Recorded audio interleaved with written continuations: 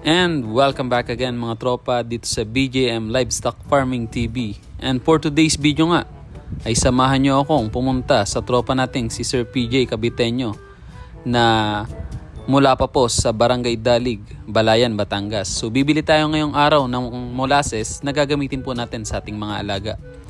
So time check around 2 to 3 PM na po ng hapon at medyo tinanghali na po tayo ng pagpunta sa farm niya. So natawagan na naman natin si Sir PJ, nagkausap na kami. At eto nga halos malapit na rin po tayo sa lugar nila. So ipapakita ko rin sa inyo mga tropa yung mga livestock ni Sir PJ. Makikita nyo doon yung mga nagagandahan niya mga breed.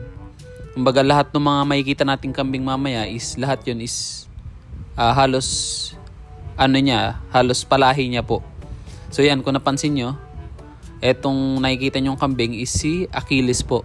So yan yung napaka-poging back ni Sir PJ Caviteño na siya po yung halos nag-breed ng kambing na yan. Yan o, kitang-kita nyo naman mga tropa na talagang pinatunayan ni Sir PJ na hindi mo kinakailangan bumili ng mga nagmamahalang imported na kambing.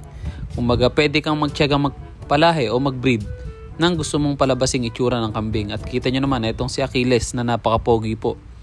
So dito lang yan sa Barangay Dalig, Balayan, Batangas.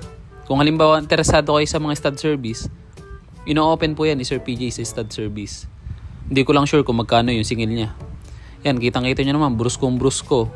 Itsura pa lang ng mukha ng kambing, talagang quality na po talaga.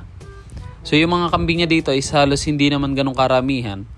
Since na backyard nga lang si Sir PJ, mini-minimize niya lang din yung kaya niyang alagaan. Siyempre, full-time po siya dito sa kanyang farm. Kaya kung kita nyo naman, yung mga kambing niya, ang gaganda po talaga ng katawan.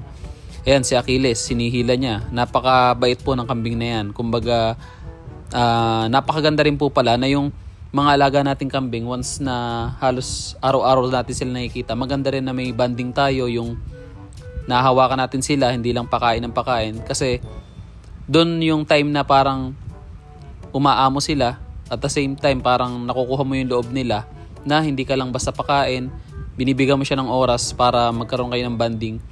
So sa ganung pamamaraan, magiging mabait po yung kambing. Kasi minsan may mga kambing na salbahe, hindi natin masabi. Minsan may trador, yung bigla na lang manunuwag. Pero etong kay Sir PJ, napakabait po.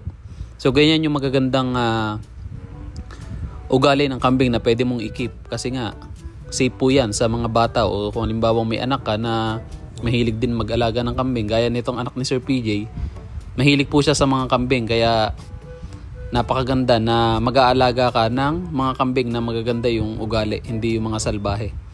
So etong si Achilles mga tropa ay combination ng imported din po yung mga magulang. So US, American Red Bower, dappled back yung tatay po nito. Yung dam naman nito, hindi ko sure kung Australian na Red Bower daw o dappled din na inahin. Ayan o, kitang-kita nyo naman yung figure ng kambing. Talagang mawiwili kayo mag-alaga pag ganito kaganda po yung kambing. Sabi nga ng iba, kung may pera ka lang at marami kang puhunan, ang sarap pong bumili ng mga quality na kambing. Pero mas iba yung feeling ng ikaw mismo yung magbibreed o ikaw mismo yung magpapalaki. At ikaw mismo yung magpapaganda ng breeding na meron ka sa iyong kambingan. At eto mga tropa, sinubukan kong lapitan na itong kambing ni Sir PJ na si Achilles. Kung napansin nyo naman, talagang healthy po yung alaga niya. Kaya lang medyo hindi ako komportable kasi nga hindi niya ako kilala. Ayan, medyo masailan po kasi yung kambing pagka hindi niya kilala yung tao.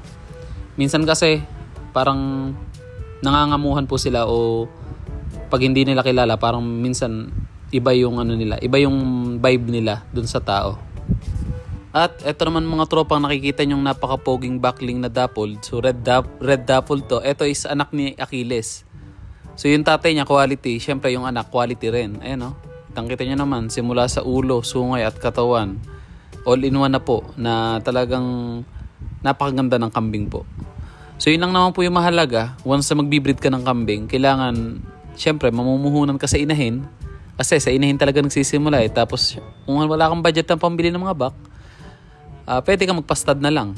So etong nakikita yung black dappled na to, parang available to ni Sir PJ. Hindi ko lang po sure kung magkano presyo nito. So kung interesado kayo, pwede nyo siyang i-direct message. Pwede nyo rin po ako i-message kung halimbawa interesado kayo sa mga alaga ni Sir PJ. Kung napansin nyo, itong Black Dapple na to, halos mga nasa 1 to 2 years old pa lang po. Ay, parang 1 taon pa lang. At ito namang Red Doe ni Sir PJ na foundation niya dito. Ito na rin po yung mga nag-aanak na magaganda niyang mga palabas na mga bisirong kambing. So yung mga alaga niya kasi dito, konti lang, kaya medyo natututukan niya po. At medyo, ayun nga, magaganda kasi nga, pagka sobrang dami din kasi mga tropa, minsan ang hirap na i-manage. Lalo na pag wala kang katulong, kinakailangan tutok ka talaga once na marami kang alaga. Tapos syempre yung source ng pagkain nila, nakukunan mo is kinakailangan laging meron. Kasi diyan nagbe-base yung mga alaga natin sa kinakain nila.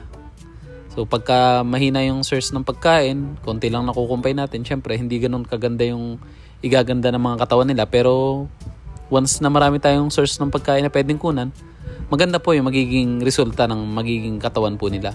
Kita nyo naman, itong anak ni Achilles na poging-poging Red Dapple Buckling, talagang simula ulo hanggang buntot. Napakaganda po. Kumbaga masasabi talaga natin na quality yung kambing. Plus yung mga structure nga ng katawan niya, napakaganda po. Ayan. So sa mga newbie nga pala dyan o mga baguhan, kumbaga sa simula lang naman tayo mahihirapan kung paano kumilates o humanap ng magandang foundation na kambing, lalo pag full blood, tapos wala pa tayo masyadong knowledge o idea kung paano pumili ng materyales. Pwede tayo magpa-guide sa mga marurunong po para maiwasan po tayong maloko, at the same time para alam po natin yung kambing na bibilhin natin. So mahalaga lang naman magsimula ka ng tama, pero kung halimbawa ang budget natin ay medyo konti lang, so tama na yung mga upgraded, basta na lang tayo sa mga full blood, ma-upgrade na rin po yun, unti-unti na yung gaganda. Kaya lang syempre pag tatagalan kasi sa industriya ng pagkakambing, habang tumatagal, tas marami kang natututunan, hindi ka nagiging kontento. Parang hindi ka nag-i-stuck sa isang kalidad lang ng kambing. Kumbaga paganda ng paganda, syempre pa-upgrade ng pa-upgrade. Sa lahat naman ng bagay, gusto natin may improvement, kumbaga. Kasi nga, syempre gusto natin mapaganda yung stock natin, mga livestock natin. Nasa ganon, maging maganda po yung pwede nating i-offer sa mga magiging future buyer natin o mga customer. So yan, si Sir PJ is full-time nga dito. So ito is hindi lang isang beses. So unang beses natin bumisita dito. Ito is patatlong beses na po natin pumunta dito kay Sir PJ. At ito nga si Achilles na talaga napaka-pogi. Para hindi videohan at hindi ko ipakita sa inyo. Talagang yung kambing na to is pwede mong sabihin na pwedeng sumabay sa mga imported dahil nga sa quality niya. At yan si Sir PJ mga tropa, kumukuha na siya ng mga Napier grass na ibibigay niya sa atin para ipasalubong ko sa aking mga alaga. So yung mga kambing kasi natin, hindi pa po ganun kasanay sa mga Napier grass. So sanay sila sa mga ipil-ipil.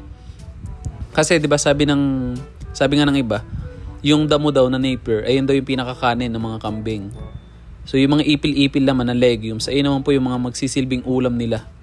Kaya kung napansin niyo yung mga gantong kambing, gustong-gusto nila yung mga ipil-ipil bukod sa damo. Kasi nga, ayun, parang sarap na sarap sila.